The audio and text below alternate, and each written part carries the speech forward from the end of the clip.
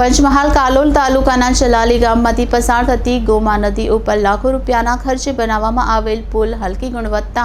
અને તકલાદી કામ કરવામાં આવ્યું છે, ત્યારે અધૂરામાં પૂરું એવું કે આ પુલને નીચેથી ખનન માફિયાઓએ રેતી ખનન કરીને પુલના પાયા ખુલ્લા કરી દેવામાં આવ્યા છે, ત્યારે કોઈ દુર્ઘટના સર્જાય તો નવાઈ નહીં। કાલોલના ચલાલી ગામમાં બનાવવામાં આવેલ ગોમા નદી ઉપર પુલની નીચેથી રાત દિવસ ખનન માફિયાઓ દ્વારા ખનન કરવામાં આવી રહ્યું છે, જેને લઈ પુલના પાયા ખુલ્લા થઈ ગયા છે અને જેને લઈ પુલમાં મોટી મોટી તિરાડો પણ પડી ગઈ છે અને પુલના કામમાં પણ ગેરરીતિ અને તકલાદી કામગીરી જોવા મળી રહી છે। ત્યારે આ રીતે ખનન કરીને પુલના પાયાઓને ખુલ્લા કરી દેવામાં આવ્યા છે, ત્યારે આગામી દિવસોમાં ચોમાસાની સિઝન શરૂ થવાની છે અને આ નદીમાં પાણી આવશે તો પુલના ખુલ્લા થયેલા પાયામાં પાણીના વહેણથી ધોવાણ થઈને પુલ ઉપર